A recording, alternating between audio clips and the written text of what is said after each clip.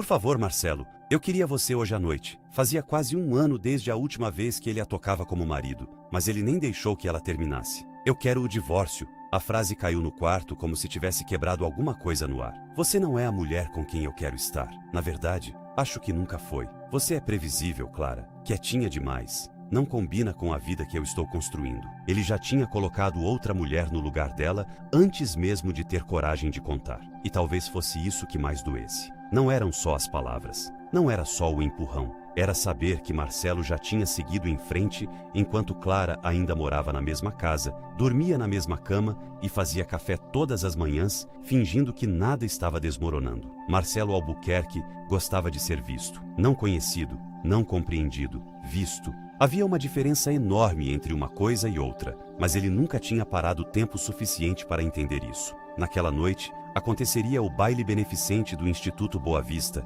um daqueles eventos elegantes em São Paulo, onde uma boa foto podia sustentar a imagem de um homem por um ano inteiro. Marcelo havia passado quase 40 minutos se arrumando. O terno estava impecável, os botões de punho alinhados, o cabelo exatamente do jeito que ele gostava. Parado diante do espelho do banheiro, ele se observava com a concentração de alguém que acreditava que a coisa mais importante em qualquer ambiente era a impressão que causava ao entrar. Ele iria acompanhado de Bruna Ferraz. Bruna era modelo, já tinha feito campanhas grandes, capas de revista, comerciais de marcas famosas. Era o tipo de mulher que fazia outros homens pararem no meio da conversa. Marcelo estava saindo com ela havia 4 meses. Ele não contou isso à esposa. Na verdade, nos últimos tempos, ele quase não contava nada a Clara. A porta do quarto abriu atrás dele. Marcelo não se virou. Pelo som dos passos, já sabia quem era. Passos leves, cuidadosos, quase pedindo desculpa por existir. O andar de uma mulher que,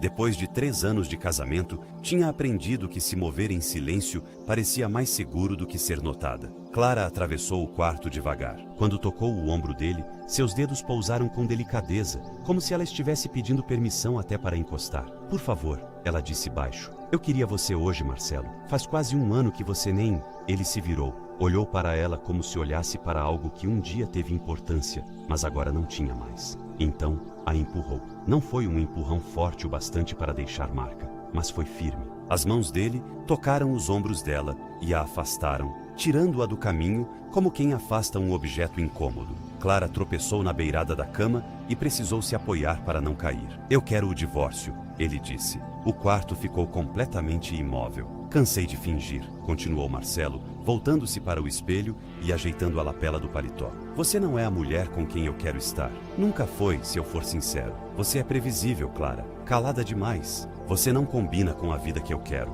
Ela não respondeu. Marcelo observou o reflexo dela no espelho. Clara segurava a beirada do colchão com as 2 mãos. Eu estou com a Bruna Ferraz. Ele disse o nome como quem joga algo pesado de propósito no chão. Ela é a mulher que deveria estar ao meu lado. Você e eu fomos um erro desde o começo. 3 anos juntos e eu acho que nunca estive realmente aqui. Ele pegou o relógio sobre a cômoda. Quando eu sair hoje, comece a arrumar suas coisas. E foi embora. A porta fechou com um clique baixo e limpo. Clara não se mexeu por um longo tempo. O quarto parecia guardar a forma de tudo que ele tinha acabado de dizer. As palavras não desapareceram. Elas foram se assentando, uma por uma, nas paredes, no tapete, no peito dela. Previsível, calada, um erro. Nunca estive realmente aqui. Ela sabia que algo estava errado.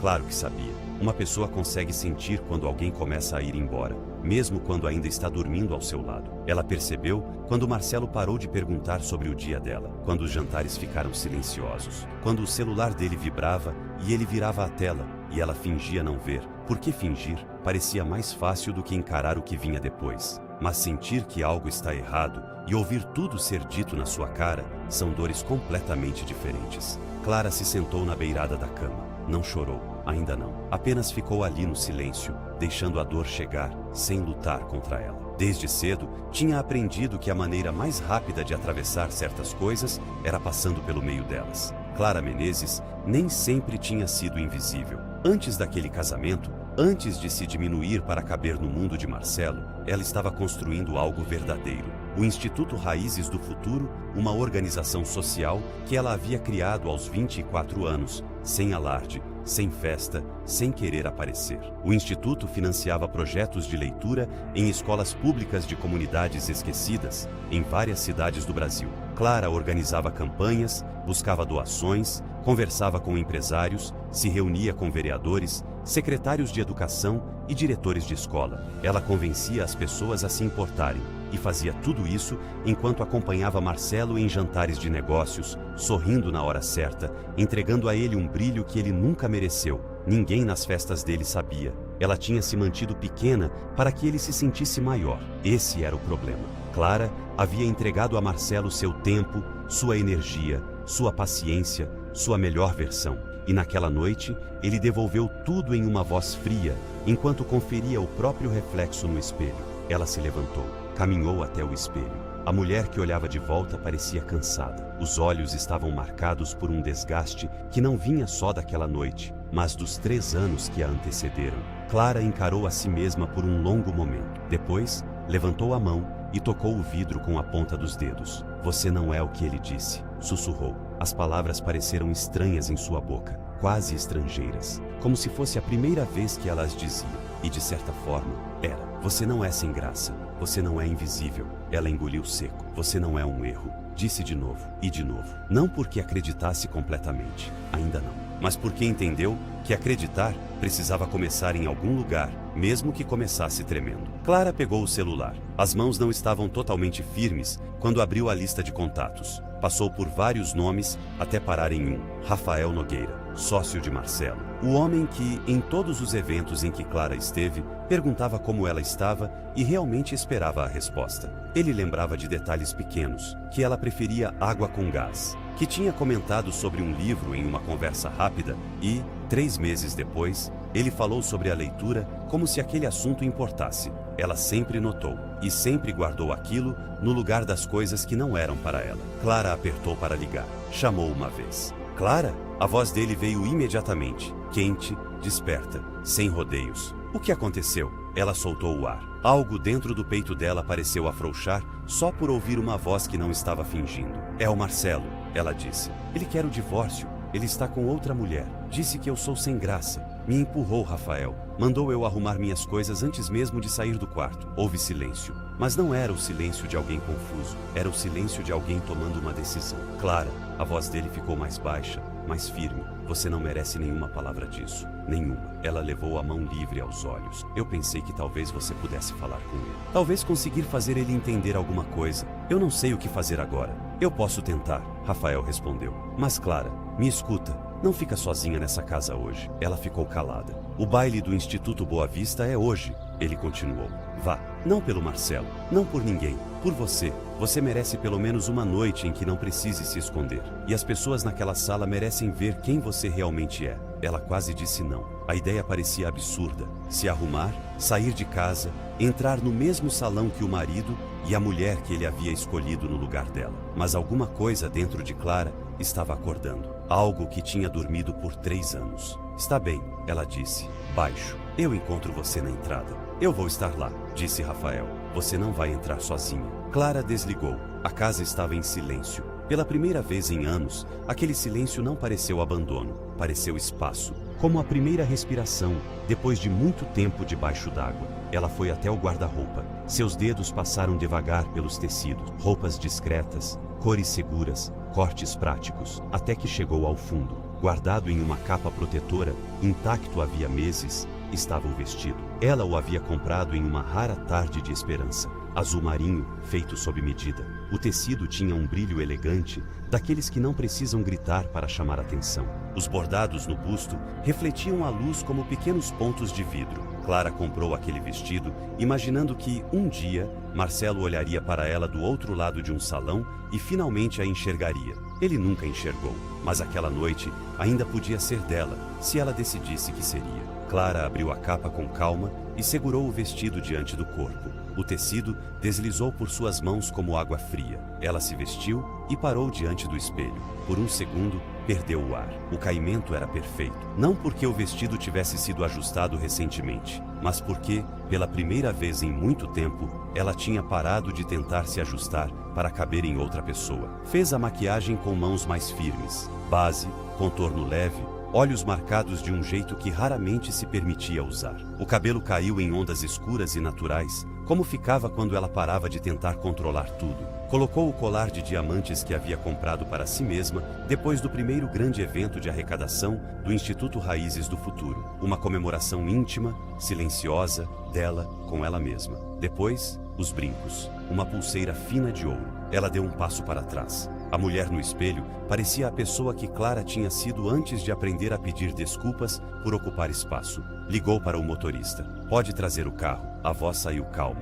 Clara pegou a bolsa pequena e olhou para o quarto uma última vez. 3 anos de silêncio naquele lugar. 3 anos de palavras engolidas, passos cuidadosos e uma cama que foi esfriando aos poucos. Ela não ficou medindo a dor. Saiu sem olhar para trás. O baile beneficente do Instituto Boa Vista ocupava o salão principal de um hotel de luxo em São Paulo. A iluminação dourada fazia tudo parecer planejado. Lustres, velas, vestidos longos, ternos bem cortados, taças brilhando nas mãos de pessoas que sorriam como se tivessem ensaiado. A música era baixa o suficiente para permitir conversas e bonita o bastante para ninguém reclamar dela. Rafael estava exatamente onde havia prometido, parado perto da entrada principal, com as mãos nos bolsos, observando a porta com a paciência de alguém disposto a esperar o tempo que fosse necessário. Quando viu Clara, ficou imóvel. Os olhos dele passaram por ela, mas não como os de Marcelo naquela noite. Aquilo não era descaso, não era posse, não era cálculo, era reconhecimento. Clara, ele disse, baixo. Balançou a cabeça devagar, como se procurasse as palavras. Eu não. Ele parou e tentou de novo. Você parece alguém que acabou de dar a este lugar um motivo para existir. Ela riu. Uma risada verdadeira, não polida, não preparada. Apenas uma risada que escapou de algum lugar sincero. Eles entraram juntos. A mudança no salão foi imediata. Não foi barulhenta, não foi teatral, mas foi real. Algumas conversas perderam força nas pontas.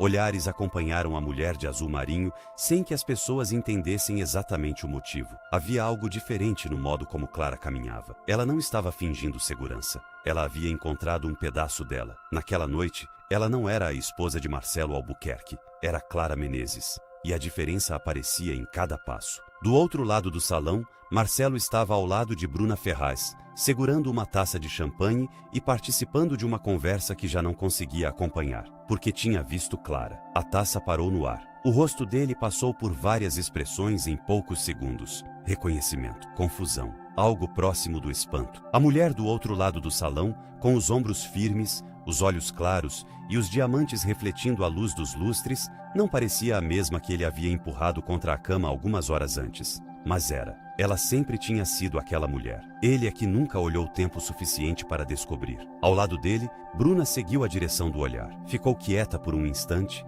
observando Clara à distância. Tudo que Marcelo talvez tivesse dito sobre a esposa, quieta, previsível, comum, não combinava com a mulher que estava entrando naquele salão. Clara era magnética, firme, presente. O tipo de pessoa que muda a energia de um ambiente antes mesmo que alguém entenda por quê. Bruna olhou de volta para Marcelo. Algo em sua expressão mudou. Discreto, interno, como uma conclusão se formando. Que tipo de homem joga fora uma mulher assim? Clara e Rafael circularam pelo salão com naturalidade. Não pareciam estar tentando provar nada, e talvez fosse justamente isso que chamava tanta atenção. Quando chegaram ao grupo onde Marcelo estava, Clara encontrou os olhos do marido sem hesitar, sem raiva, sem tremor, sem uma atuação de dignidade, apenas dignidade de verdade. Marcelo, ela disse com a voz firme e quase gentil. Já falei com minha advogada. Os documentos do divórcio chegam para você ainda esta semana. Ele abriu a boca. Nada saiu. Rafael se virou para Clara.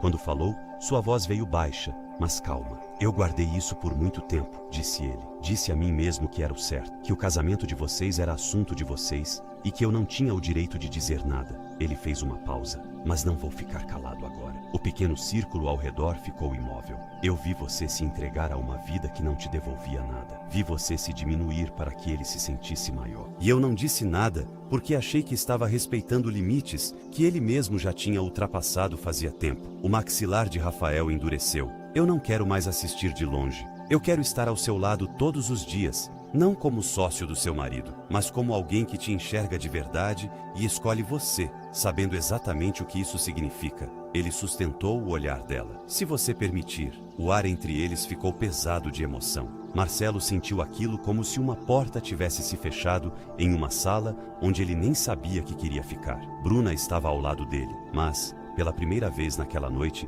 parecia invisível. Não porque tivesse perdido presença, mas porque o centro de gravidade do ambiente havia mudado. Clara olhou para Rafael por um longo instante, então sorriu. Não um sorriso de evento, não um sorriso bonito para a foto, um sorriso real, daqueles que começam nos olhos. Você foi gentil comigo quando gentileza não era comum, ela disse. Você lembrou de coisas que eu mencionei uma única vez. Perguntou sobre dores que eu nem cheguei a dizer em voz alta. Ela inclinou a cabeça de leve. Eu gostaria de descobrir quem você é quando não estamos no mesmo lugar que ele. Clara segurou a mão de Rafael. Os dois se afastaram juntos, atravessando o salão, passando pela luz dos lustres, pela música, pelos convidados, até chegarem às portas da varanda. Marcelo ficou olhando. Não conseguia se mexer. A taça de champanhe estava inclinada em sua mão e ele nem percebeu. Viu Clara rir de alguma coisa que Rafael disse. Uma risada aberta, verdadeira, com a cabeça levemente inclinada para trás e a mão ainda presa à dele. Marcelo nunca a tinha feito rir daquele jeito. Na verdade,